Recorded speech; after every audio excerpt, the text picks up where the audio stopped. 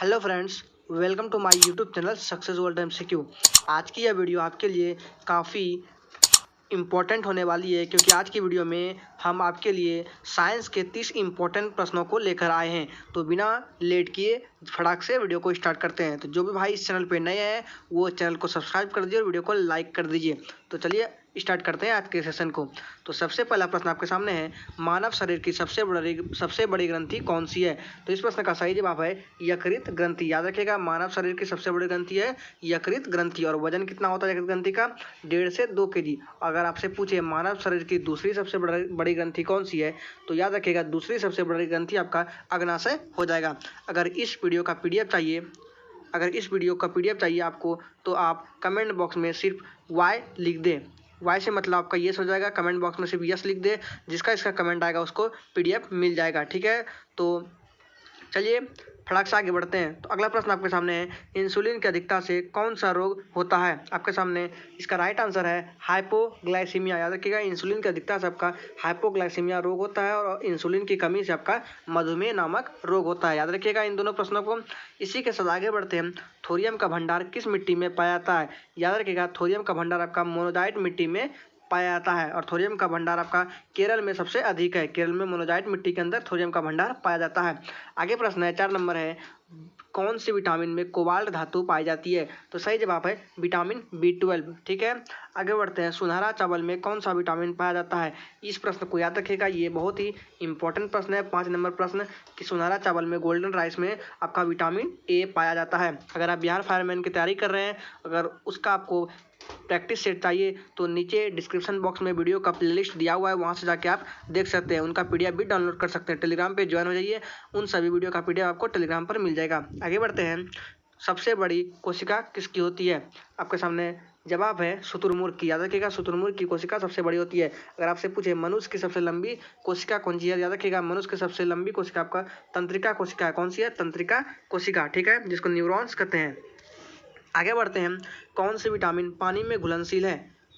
तो इस प्रश्न का राइट आंसर है विटामिन बी तथा सी। याद रखिएगा, विटामिन बी तथा सी के अलावा बचे विटामिन ए, डी, ई और के, ये आपका वसा में घुलनशील हो जाएगा। किसमें? वसा में। याद रखिएगा, ए, डी, ई और के वसा में, और बी तथा सी ये आपका पानी में घुलनशील है। तो जो भी भाई इस चैनल पे नए आए वो चैनल को जल्दी से सब्सक्राइब कर दीजिए और वीडियो को लाइक कर दीजिए। आगे है, जीव द्रव्य का नामकरण किसने किया? तो याद रखिएगा, आपका जीव द्रव्य का नामकरण पुरकिंजे ने किया। किसने? पुरकिंजे ने। याद रखिएगा। अगला प्रश्न है, कोशिका झिल्ली किस प्रकार की झिल्ली है? याद रखिएगा, कोशिका झिल्ली आपका एक प्रकार का अर्धपारगम्य झिल्ली है। आगे प्रश्न है, नीला थोथा का सूत्र क्या होता है? तो याद रखिएगा, नीला थोथा का सूत्र आपका CuSO4 × 5H2O होता है। अगला प्रश्न है, पोजिट्रॉन की खोज किसने की? तो आपका पोजिट्रॉन की खोज एंडरसन ने की थी। ठीक है, 12 नंबर प्रश्न है, अंगूर में कौन सा अम्ल पाया जाता है? तो राइट आंसर है टार्टरिक अम्ल। याद रखिएगा, टार्टरिक अम्ल आपका अंगूर में पाया जाता है। चींटी के डंक में पूछे तो याद रखिएगा, फॉर्मिक अम्ल आपका पाया जाता है चींटी के डंक में। आगे बढ़ते हैं। शुद्ध जल का पीएच मान कितना होता है? याद रखिएगा, शुद्ध जल का पीएच मान आपका 7 होता है। ठीक है, आगे बढ़ते हैं। हाइड्रोजन के समस्थानिक की संख्या कितनी होती है? तो याद रखिएगा, आपका हाइड्रोजन के 3 समस्थानिक होते हैं। ठीक है, आगे बढ़ते हैं। कौन से धातु कमरे के तापमान पर द्रव अवस्था में होती है? इसमें देखिए, आपका अधातु पूछ रहा है, तो इसका राइट आंसर है ब्रोमीन। ठीक है, धातु नहीं पूछ रहा है यहाँ पे, अधातु पूछ रहा है, तो करेक्ट इसका जवाब है ब्रोमीन। नेक्स्ट प्रश्न है, थायराइड ग्रंथि में कौन से समस्थानिक का उपयोग किया जाता है? तो याद रखिएगा, थायराइड ग्रंथि में आपका आयोडीन 131 का उपयोग किया जाता है। किसमें? थायराइड ग्रंथि में आयोडीन 131 का। ठीक है, आगे बढ़ते हैं इसी के साथ। और याद रखिएगा, अगर आपसे पूछे कि कैंसर में किस समस्थानिक का उपयोग किया जाता है, तो कैंसर की बीमारी में आपका कोबाल्ट 60 का उपयोग किया जाता है। किसका? कोबाल्ट 60 का उपयोग आपका कैंसर के बीमारी में किया जाता है। ठीक है, नेक्स्ट है, ओजोन हमें किससे संरक्षण प्रदान करती है? तो याद रखिएगा, पराबैंगनी किरण। आगे प्रश्न है, शैवालों की कोशिका भित्ति किसकी बनी होती है? तो याद रखिएगा, सेल्यूलोज की बनी होती है। शैवालों की कोशिका भित्ति आपका सेल्यूलोज की बनी होती है। नेक्स्ट प्रश्न है, जीवाणु की खोज किसने की? याद रखिएगा, जीवाणु की खोज आपका ल्यूवेनहॉक ने की थी। जीवाणु मतलब आपका बैक्टीरिया का, बैक्टीरिया खोज किसने की? ल्यूवेनहॉक ने। इसी के साथ आगे बढ़ते हैं। ध्वनि का वेग सर्वाधिक किसमें होता है? याद रखिएगा, ध्वनि का वेग आपका सर्वाधिक ठोस में होता है। किसमें? ठोस में ध्वनि का वेग सबसे अधिक होता है।